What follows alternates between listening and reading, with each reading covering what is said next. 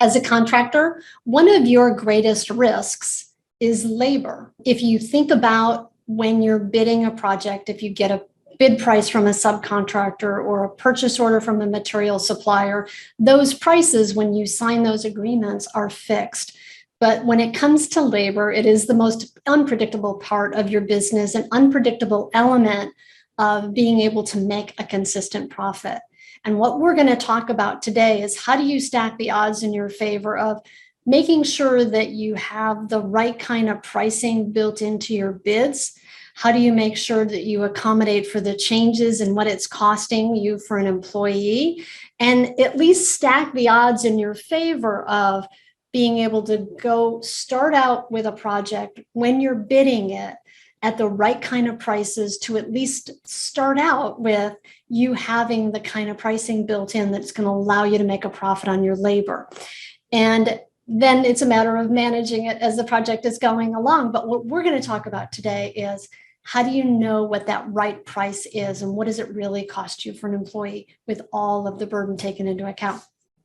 Hi, I'm Vicki Suter with Suter Business Builders. And for over 25 years, I've been helping contractors learn how to make more profits in their business, be more sustainably successful, reclaim the time in their day, and refine the joy in what they do again. And one of the ways that I think has been one of the biggest changes for a lot of people that I've worked with is helping them have a greater sense of clarity, which gives them more confidence to take more powerful actions. And that clarity so often comes when you have a better handle and grip on your numbers. And so that's, usually a place where I really like to focus with people because it's the thing that numbers don't lie. And numbers are the thing that allow you to have greater sense, like I said, greater sense of clarity so that you have more confidence so you can take more powerful actions. And when it comes to labor, when you're bidding projects, knowing what your real cost is for labor at least starts to stack the odds in your favor of removing some of that uncertainty that can happen when you're bidding a job. So what I want to walk you through today, and I'm going to share my screen here in just a second, is how do you calculate that correct number for you? And at the end, I'm going to give you a link where you can actually go and download that worksheet for yourself. So this is a worksheet that I created that is your labor burden worksheet or your labor cost per hour worksheet. And in this worksheet, I'm just going to walk you through it, is going to allow you to look at and calculate what's the real cost for that employee for every hour that they work for me when I take into account all the variable aspects of having an employee that cost you money above and beyond their hourly rate. So a couple of things about the worksheet is you have a list of employees down here. And then what I recommend is that when you fill out this sheet, I recommend that you do it by position. This can be really helpful to calculate for all your employees, right? But when you're using this sheet for a bidding tool, you want to make sure that you use it and fill in based on position, and that you use the highest potential paid position for that job. Why is that? Well, first of all, it gives you some bandwidth for being able to shift around who's on that job based on the position that they hold, not based on the person who's in that job, because we all know there can be employee turnover, right? So using this by position allows you to accommodate for changes in staff, doing it based on the highest paid position, highest paid level in that position. Let's say if I'm talking about a project manager, and let's say I have a project manager and somebody who gets paid $40 an hour, but someone else who gets paid $55 an hour, I'm going to use the $55 an hour rate when I'm calculating what my cost is for that position when I'm bidding jobs. If you just want to know what what the difference is and what that's costing you for each of those employees, of course, you can use this table for that as well. So the first thing is, so let's say that I have a senior project manager, and let's say their base hourly rate is $56 an hour. And then 2,080 hours is the maximum number of working hours a year. So I use that as a basis. And then what I'm going to do is I'm going to look at, I've got certain employer costs that I need to calculate in here. There's FICA and Medicare taxes. The total of that is 7.65%. State unemployment is a maximum of a certain amount for each company. That's usually an employer cost, depending on your state, but most states, that's an employer cost. Whatever your maximum dollar is an amount that you'd have to pay for somebody. And then food is the same thing. There's a maximum amount that you have to pay. And then you have workers' comp. Workers' comp insurance is going to vary based on position. So let's say for this position, I'm going to say if I take that hourly rate times 0.0092, that's probably my hourly cost for workers' comp for that employee. It's a senior PM. There's somebody who works in the office. That's probably a lower rate. My field employees obviously are going to be a higher rate, which is why that's a variable rate. Now, a couple of things. You'll notice that these, as soon as I put in a dollar amount here, these numbers automatically changed. So one of the things about my worksheets, just a side note that's important to know, because I am going to share this worksheet with you, is that anything that's in a yellow field is an entry field. Anything that it is in a black and white field is a formula field. It's automatically calculated for you. So what you don't want to do is you don't want to overwrite the formulas in here, because then it'll mess up your whole totals, right? So it's just a good reminder, oh, what dollar amounts do I have to put in here? Or what fields do I have to fill in? They're the entry fields that are in yellow. So if your state unemployment rate could very well be different than this, right? Or FUTA might change. FICA hasn't changed in all the years that I can think back. So, but it could, right? So you just want to fill in whatever those numbers are. So this first section is just the taxes. That's just employer tax cost and workers' comp insurance. And then I have this other column here called small tools. I put a provision in here of $1. Why? Well, because I figured that, it could very well be that it's going to cost you more money for that employee, maybe in 6 months when that job starts. It could be that that you have a certain amount of tool allowance that you give employees. The other reason I stick it in there is it's a little bit of a buffer, right? I stick $1 in there per hour for every position. Now, one thing I would just recommend is that if you're doing this for a job and you're figuring out the cost for an employee for a job that you're going to do next year, figure in some increase in that hourly rate for that position for cost of living increase. You can do an easy search online for cost of living increases currently, or what it's been for the last 6 months. That might be a good number to use. So always, when you're bidding, look at what it's going to cost you when you're doing that work, as opposed to what it's cost you historically or up until now. All right, so the first portion is taxes, workers' comp. The second portion on here is just my little buffer allowance of $1 an hour for small tools. I call it that. And then there's this other section over here that has to do with monthly costs. So there's monthly costs depending on the benefits that you have for your company. So in this example, you might have a monthly cost for employer. By the way, there's a little legend up here. EE means employee. ER means employer, right? So this assumes these are all employer costs.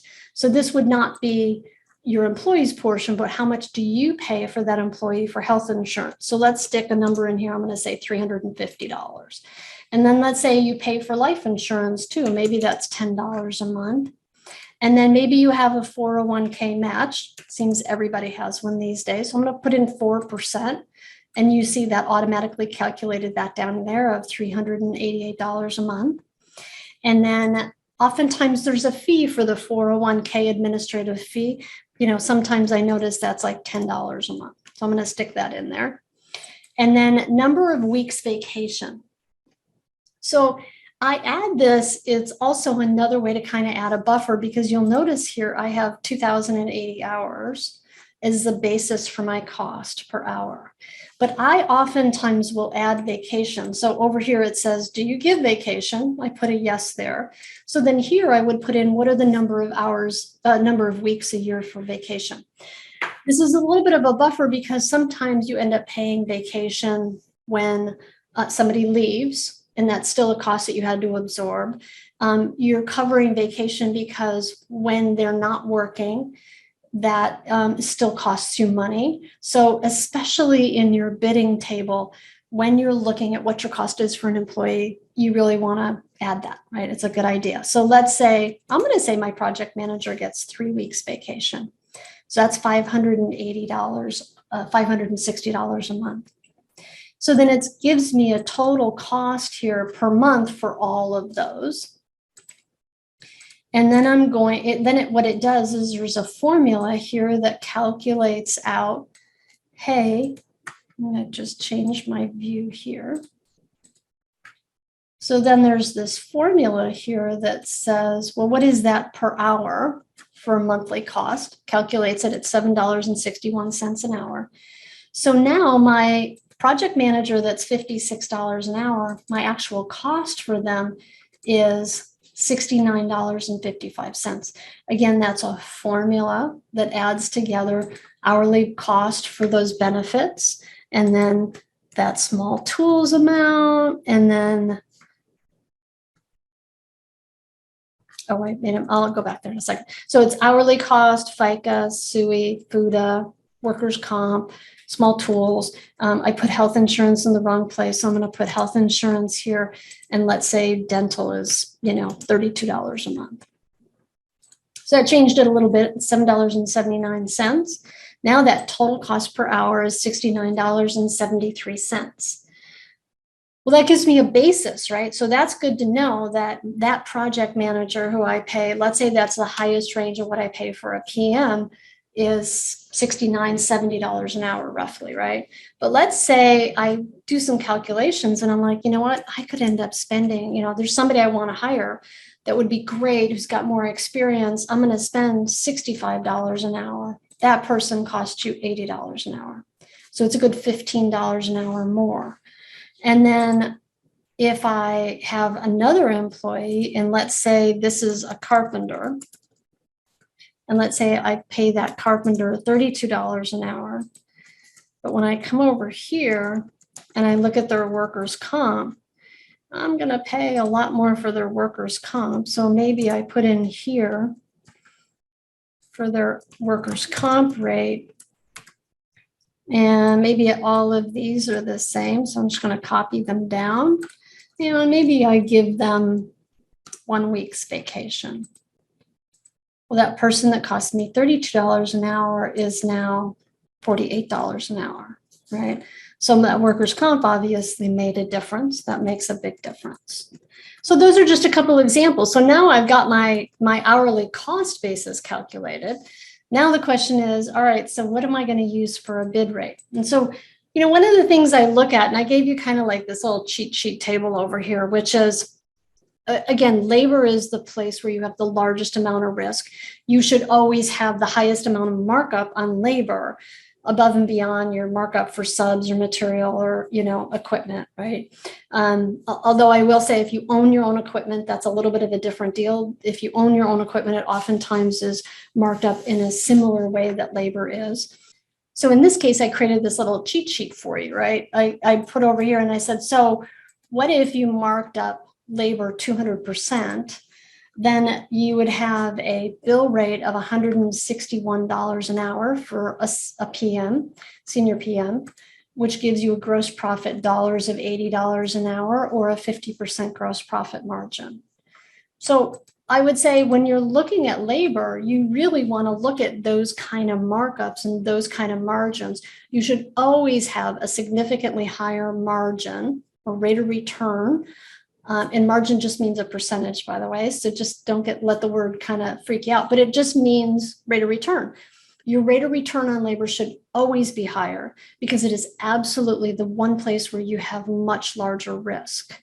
So, so you can kind of play with this, right? You can use this table and do some calculations for yourself. Let me see if there's anything else. Like I said, I'm going to give you a link for you to be able to download this template for yourself so that you can use this when you're bidding. And there are instructions down here as well that walk you through each of those steps. So you don't have to re-listen to this video every time. There are instructions on here that will help you out. All right, I hope you found this to be helpful. And I encourage you to go figure out and look at and calculate what your hourly cost is for employees. The other thing that's a possibility is you could add to this table here some other columns in here. Like you could add some other columns in here, like, telephone expense, like if you have a monthly cost of, vehicle or telephone, or you want to add some other things, you can add that in here too. So this is sort of your base raw, like absolutely what's your burden cost just for having that employee to show up every day. And you could add other things in here that let you expand on this to even come up with a more robust number. And the more your labor number is clear in terms of what it really costs you, the more confidence you're going to have about how you put them into your bid. And it's actually going to let you really start to increase your gross profit margin as well. So thanks for being here today and watching and listening. And I look forward to seeing you next time on The Profit Builder.